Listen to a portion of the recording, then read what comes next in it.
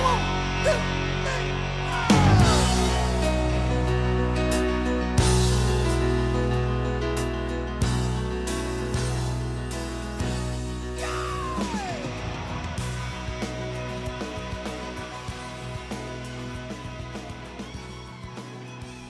Well, good morning. Welcome back to the Broadcast Retirement Network. I'm Jeff Snyder. This is BRN AM for Friday, March 17th, 2023. And our top story today, caregiving from a distance. And joining me now to discuss this and a lot more are Kim and Mike Barnes from Parenting Aging Parents. Kim, Mike, great to see you. As always, thanks so much for joining us on the program this morning. We're glad to be here. Yeah, good to be here. It's always great talking with you guys. Great to catch up and love to see your bright, smiling faces. All right, we're going to talk about, as we always do with you, about caregiving. And I think in this segment, we'll talk about caregiving from a distance. And Kim, this is something that you and Mike both do with respect to your parents. You had to actually travel. So how do you caregive from where you're living if someone's living out of state or in a different location? There are a lot of phone calls. There's a lot of FaceTime. That's kind of the simple parts of it. My mom lives about 3 hours away, so I can get there if I need to, but it's certainly not. You just can't run over to go fix is the Wi-Fi on, or the internet's not loading, or she had a little fall and just needs a quick trip to get a stitch, that kind of thing. So I think part of it is that we have lined up to where we have great support. We have, we have an independent caregiver that goes in and checks on her, does her medication a couple times a week, and just kind of keeps eyes on her, if you will. And in a case of an emergency, she can get over there really quick. My brother does live in town, but if he's out of town traveling for work, then he's not available. So being able to have some of those other people that you can call, and she is in an independent living community, so that's a great resource as well, because I just know that she's safe, that they can find her if they need to. If she's not answering her phone, they can track her on her on her on the tracker, so they know exactly where she is. So I think having putting some thought into what kind of environment are they living in is really important, and what are the sort of support pieces that you can put in place so that somebody who really needs to be physically there with them can be pretty quickly. Yeah. And Mike, is that something difficult for you and your dad to set up? I mean, it could be very frustrating if, I have parents that live in Baltimore, I'm in Charlotte. It could be very frustrating if someone got ill or needed your help and it took you hours to get from point A to point B.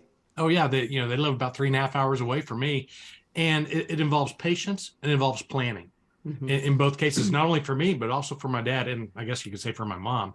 But you have to have patience, because when he calls me and he has a problem, sometimes I can talk him through it over the phone. Sometimes it's a case of, okay, can you wait until my sister's able to come over, or can you wait until I'm able to come up in a couple of weeks?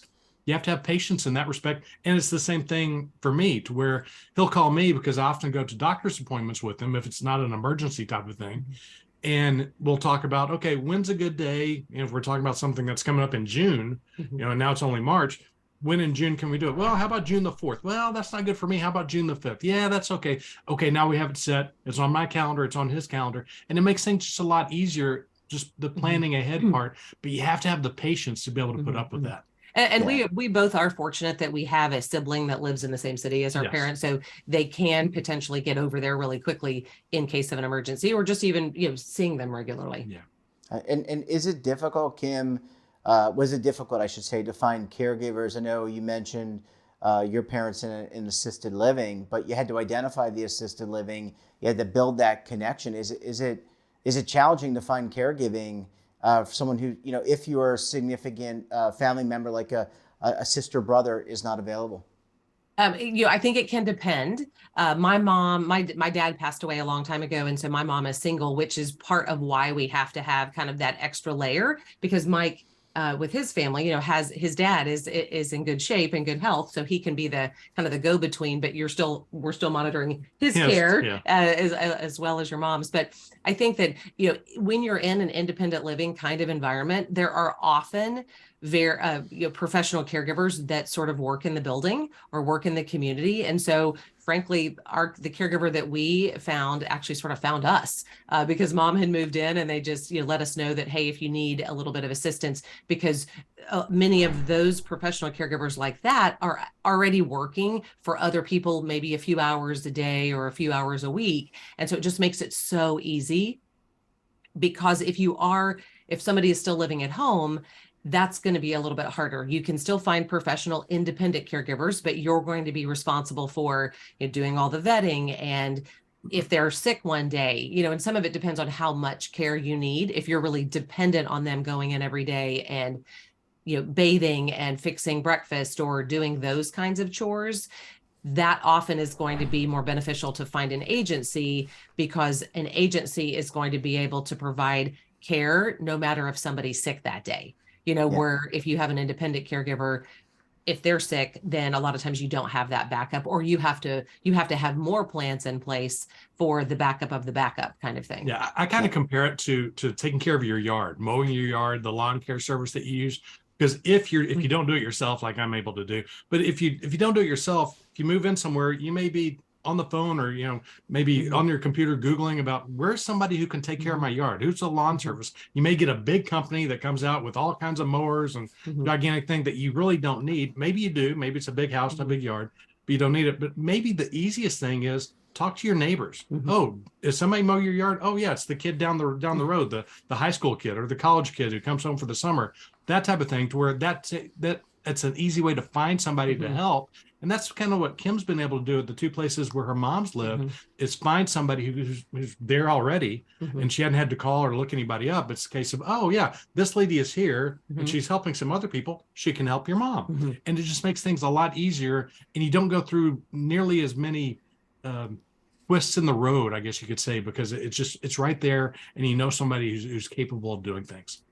And Kim, just listen to you and Mike talk. Technology sounds like it plays a very important role.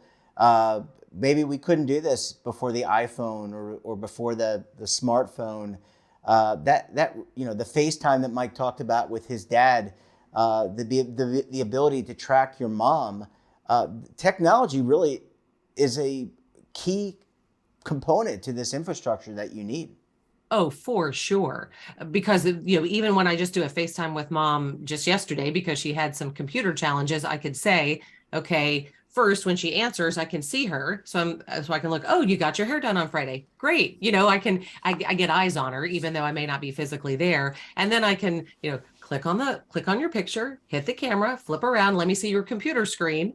And that way I can help troubleshoot some of the challenges that she has. There are programs where you can actually have remote access to their computers, which would probably be a little bit easier in the long run. But for short things, or even it's, hey, the thermostat's not working right, or whatever it is, being able to FaceTime and them actually be able to show you what they're asking questions about makes it so much easier. And whether it's medical alert devices or iPads that you can communicate with, or Alexa or whatever. There are so many pieces of different kinds of technology that can really make it easy for you to sort of drop in, say hi, check in on them, those kinds of things that can give you a lot of peace of mind when you're not there, where you can just run over and check on them. And Mike, I think you mentioned that your dad's a big spreadsheet guy. I seem to recall that in our last conversation. Technology, having access, you can share Microsoft Excel now. So now you guys can. Well, that's a funny story. Is that he still uses a program that was built back in the 80s, and he won't switch to Excel. Yes. Even though people have tried. So what is it, like Lotus 1, 2, 3? Yes. Yes. In 1982, in 1982, I taught him to hit / F for file, S for save. He still does that. He doesn't use his mouse. I taught him well, so he doesn't change. So does he use, before we go to a commercial break, does he still use like an old IBM XT from that era, or does he use like a modern day computer? No, he's got a modern day computer, but he's got an old program. Yeah, Mike had to search to find it. And I've got it on his computer, and he. Oh, that is cool. I remember Lotus 1, 2, 3, and I remember doing that as a young boy. I'm glad to see your dad's persevering there. Guys, I need to take a very quick break. When we come back, we'll talk about what you need to think about when it comes to some legal documents. You're going to want to stay tuned right here on BRN AM. But if you're tired Imagine a new television network that will make you richer, healthier, and in control of your financial future.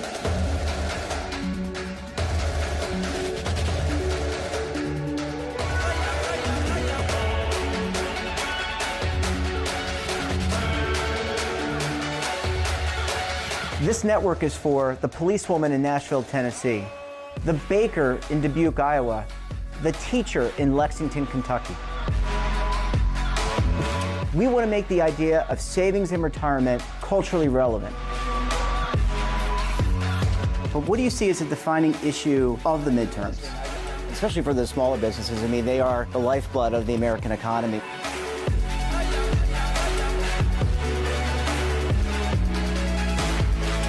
Featuring exclusive interviews, current affairs, and docuseries. 33 years old, you retired early. The philosophy is money only matters if it helps you live a life that you love. But you got to start thinking about retirement as soon as you get in. The Broadcast Retirement Network will drive very high engagement with premium partnerships. So this isn't retirement and savings for your parents or grandparents. This is for all Americans. And we're going to change the way you think about money.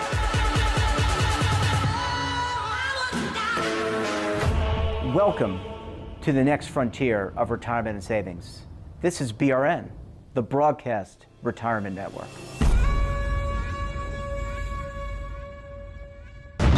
Tax audits, tax liens, wage garnishments. Every day we hear stories like this about good folks who are simply struggling to pay their bills. Each of them are living a frightening IRS tax nightmare, and they are afraid it will destroy their lives. I'm a divorced single mom, and my ex-husband left me and the kids with a lot of unpaid bills, including unpaid taxes. I was really starting to show my stress on my kids because the IRS had sent me a letter demanding a huge payment from me. I couldn't afford it. So then the IRS was threatening to garnish my wages. I'm already living paycheck to paycheck.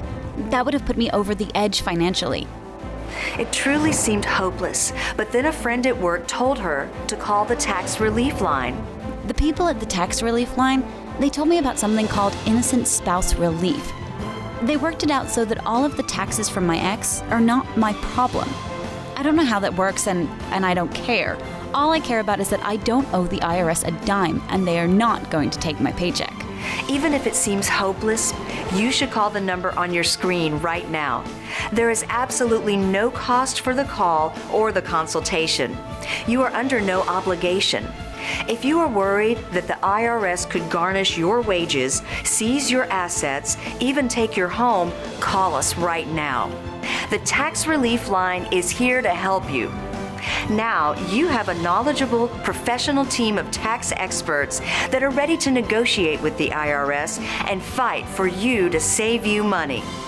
The Tax Relief Line's professionals have successfully negotiated thousands of cases, reducing and sometimes even eliminating the tax debt for their clients. It's very easy to get started. Simply call the number on your screen right now. You don't have to live in fear anymore. The call and the consultation are free. Invesco's latest Show Me the Income study reflects on the evolving retirement industry today as it faces the pressing need to help participants turn their defined contribution plan savings into long-term retirement income. Key findings from the research uncover that nearly 7 in 10 participants fear running out of money in retirement, and only 22% were very confident they could create a retirement income strategy on their own. What can employers do to help? To learn more about the study and request the white paper, visit Invesco.com/retirement income or contact your Invesco DC professional. Cited research is based on Invesco's work with Greenwald Research. Invesco is not affiliated with Greenwald Research. Invesco Advisors, Inc. is an investment advisor that provides investment advisory and does not sell securities. Invesco Distributors, Inc. is the U.S. distributor for Invesco's retail products and private placements. Both are indirect, wholly owned subsidiaries of Invesco Limited. Well, Kim, Mike, thanks so much for staying with us this morning. And while we were in commercial break, I was looking at my old Lotus 123 function book, and I think I got it down. So /F, go to file. But thanks so much for staying with us this morning. Really appreciate you hanging around for segment number 2. We're glad to be here. Yes. So, real quick, before we talk about some legal documents and things you need to think about, what have you taken away from in terms of your own planning through the planning for your parents? I mean, I would imagine those are some great lessons that will help make your planning even better when it comes time for you all to get some caregiving. Sure. I think it just inherently makes you think of, hey, what didn't work as well, or what are we doing for mom that would be beneficial to help our kids? And that's made us make sure that we went back and redid our wills, because we'll just say when we first got married, we did a will, and when we had our first child, when we first had our first son, when our son was born, we did a will, kind of the very inexpensive, get somebody to notarize it kind of will. And we realized last year, we never updated it after our daughter was born, and she's in her 20s now. So thankfully nothing had happened, but we were able to go back. We just realized the importance of, gosh, we need to make sure that all of our legal documents are in order. And so we did all of the powers of attorney. We did all of the medical directives and things like that. And frankly, had our kids do it as well. So they're in their 20s and now have their documents kind of in a row too, because you realize also the importance of the conversations that you need to be having and the other things that you can do so that you're bringing your kids a little bit alongside of you, especially now when they can kind of say, yeah, thanks mom and dad. We don't think anything's in it, you're in good shape right now, but it just helps them know some of the things that we're thinking about and doing it really thinking of them. Yeah. And note to myself, I got married about 4 years ago. I need to update everything to take care of my wife, although I do have an insurance policy. So Jody, honey, I'm working on that. Mike, I want to come to you, kind of following up, and we had some fun at yours and your dad's expense in terms of Lotus 1, 2, 3. But in all seriousness, that financial power of attorney, that's really important, especially in an environment today where there's a lot of scam and fraud that's happening. I would think that was probably one of the top documents that you had to work with your dad on. Well, it's so important to have, because it's one of those documents where when you need it, if you don't have it, it's too late. So you want to plan ahead. And I've had a power of attorney for my dad sitting in my room for 30 years. I've never had to use it. And I think a lot of people get confused thinking, okay, if I sign this power of attorney for my child, I'm giving them everything today. And that's not the way it works.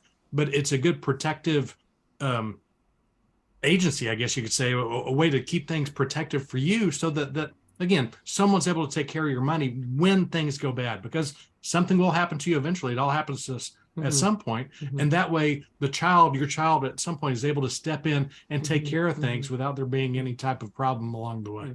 And you can, and some of that is in the decisions that you make when you're creating that power of attorney. You can choose for your child to have immediate access if you want, and you can make it so that it has to spring, so that something has to happen. So you can, there's ways to make you feel more comfortable as you do it, as well as still be able to give your children or whoever your agent is the ability to step in and help when you need it.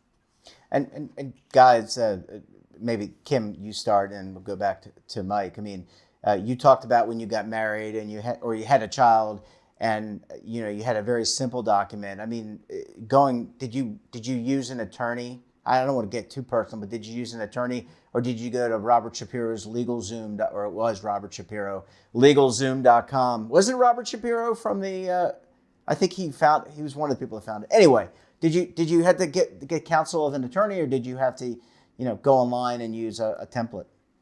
For our first one, all we did was use a floppy disk back in the old days, a floppy disk drive, and there's a will that you put in your information. Very simple, right? Very, very simple. And, again, the more money you have, the more property that you have, anything like that. Yeah, the more detailed that the will needs to be, and the more kids that you have and anything like that. Yeah, then you need an attorney. But when you're just starting out, when, at the time we were about 30 years old, didn't have that much. We just wanted to make sure we had something just in case, for our child, just in case something happened. And it was easy to do that with the simple, very simple will. And this time around, we did get an attorney who helped us, because we wanted to make sure that we had thought of everything, that we had, are there other things that we need to take into consideration, and and making sure that we had all the other documents that we needed, the medical power of attorney, the medical directive, the HIPAA, the, any of the making sure the will is updated, all of those things, as well as there's a disposition of bodily remains. That's a form as well. So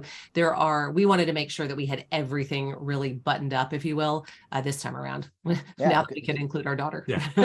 Well, and I'm sure she's very thankful. I know she was visiting you all recently. I'm sure she's very thankful. She got to give you a little pat on the back. In terms of some of these conversations, I mean, these are sensitive conversations, whether it's between the two of you, your children, but also your parents. How do you're making decisions that may impact you in life, but also in death. You talked about the disposition of a body, but also what to do if you become incapacitated. I would imagine these are really hard decisions, Kim, in broaching this with Mike, but also with your parents.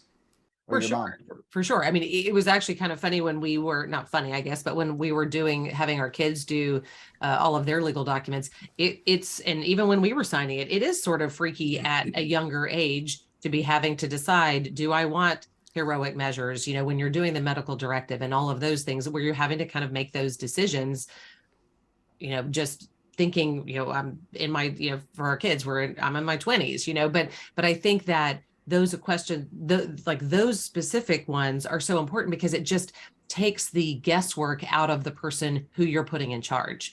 It's so difficult and, in such a stressful environment, especially with medical situations. If I don't know that mom, doesn't want to be resuscitated or does want to be resuscitated, and I have to make that decision as the child, that's super stressful if you're just making your best guess, so having those conversations, while really difficult, are so important. And all of these discussions in general, when you're having to find out if your parents do have a will or if they don't, are they open to the idea of it? And if you don't have the powers of attorney, what can we do to make you feel comfortable to do that? Because as your child, I want to be able to help.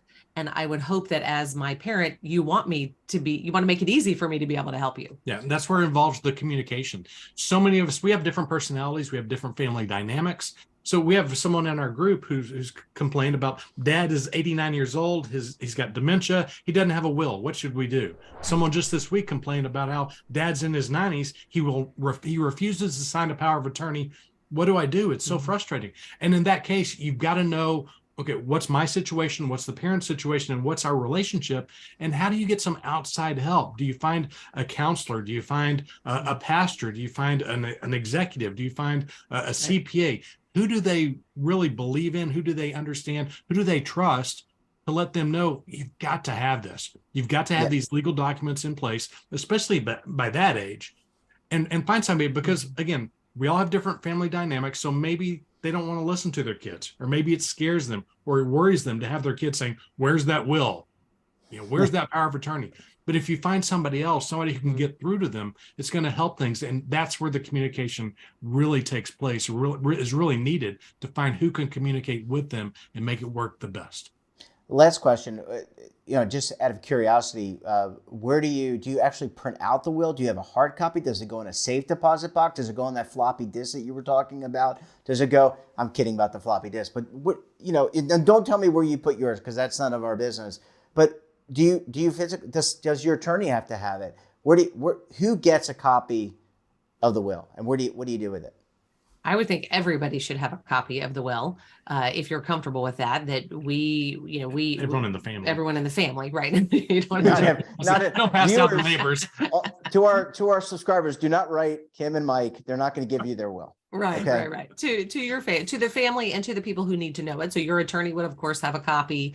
Whether you put it in a safe in your, a fireproof safe that's in your house, or you have an online version up in a safe spot in the cloud, things like that. I think you want, especially the powers of attorney, you want those to be easily accessible if they're needed.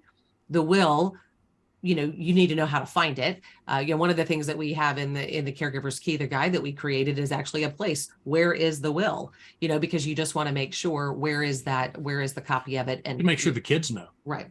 Yeah. You don't want to have to be hunting it for like Raiders of the Lost Ark and go on a map all over the place. Kim, Mike, it's always great to see you. Thanks so much for sharing a little bit about your experience, and we look forward to having you back on the program again very soon. Thank you. And that wraps up this episode of BRN AM. Have a topic of interest, someone you think we should talk to, drop us a line. And don't forget, for all the latest curated news in lifestyle, wellness, finance, tech, so much more, all in one place, check out today's edition of our daily newsletter, The Morning Pulse. Want to search our archives, check out our latest content, or visit our website, and of course, all of our streaming partners. We're back again tomorrow for our edition of BRN Weekly. We'll be taking a look back at some of our best segments for the week. Until then, I'm Jeff Snyder. Stay safe, keep on saving, and don't forget, roll with the changes.